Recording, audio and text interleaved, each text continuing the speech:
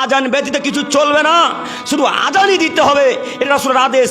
উম্মে মাকতুমকে বললে, উম্মে মাকতুম তুমি আজান দাও। বেলালকে বললেন, বেলাল সাহেরের আজান দাও, এটা আল্লাহ রাসূলের আদেশ।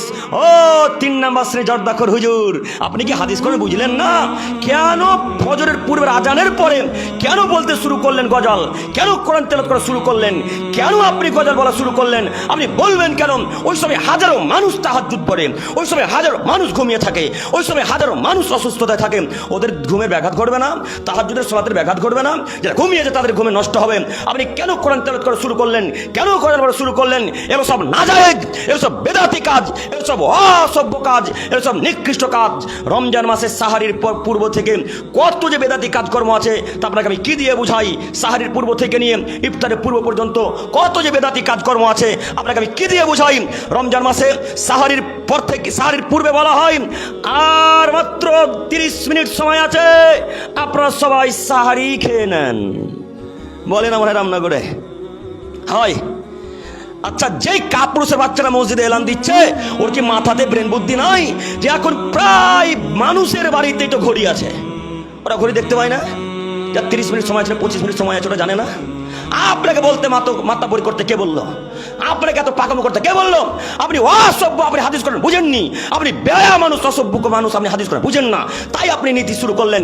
কে বলতে পারে ফজরের পূর্বে যে 30 মিনিট সময় আছে আপনি খেয়ে নেন, আর 20 মিনিট সময় আছে আপনি খেতে শুরু করেন, আর 15 মিনিট সময় আছে তাড়াতাড়ি খেয়ে নেন, আর 10 মিনিট সময় আছে আপনি খেয়ে নেন? এ বাক্য বলা নাজায়েজ, এ বাক্য বলা যাবে না, এটা শরীয়ত বিরোধী কাজ, এটা মুহাম্মদ সাল্লাল্লাহু আলাইহি ওয়াসাল্লামের নীতি নয়, এটা সাহাবীদের নীতি নয়। এই নীতি হলো আপনার জর্দাখোর, পানখোর, গুটখাখোর 3 নম্বর হুজুরের নীতি।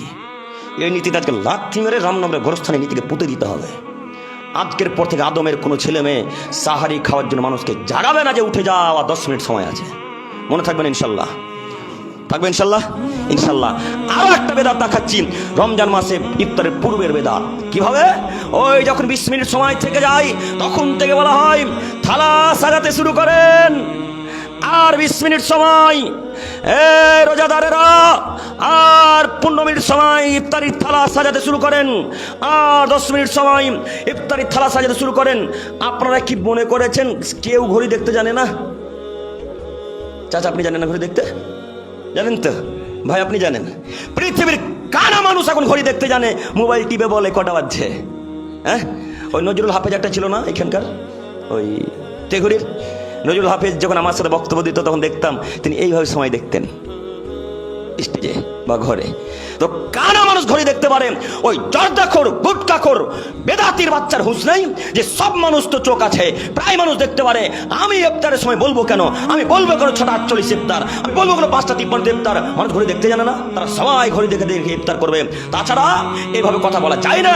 আজকের পর থেকে রামনগরের মানুষ এইভাবে কথা বলবে না ইফতারের সময় ইনশাল্লাহ। একটাই কাজ, শুধু আজান দিবে বাস। মনে থাকবে না ইনশাল্লাহ, ইনশাল্লাহ। সাথে সাথে আরো কথা মনে রাখবেন, ইফতারের সময় একবার সূর্য ডোবার সাথে সাথে করতে হবে, প্রয়োজনে 2, 3, 5 সেকেন্ড আগে করবো তবু শিকার, কিন্তু সূর্য ডোবার পরে নয়।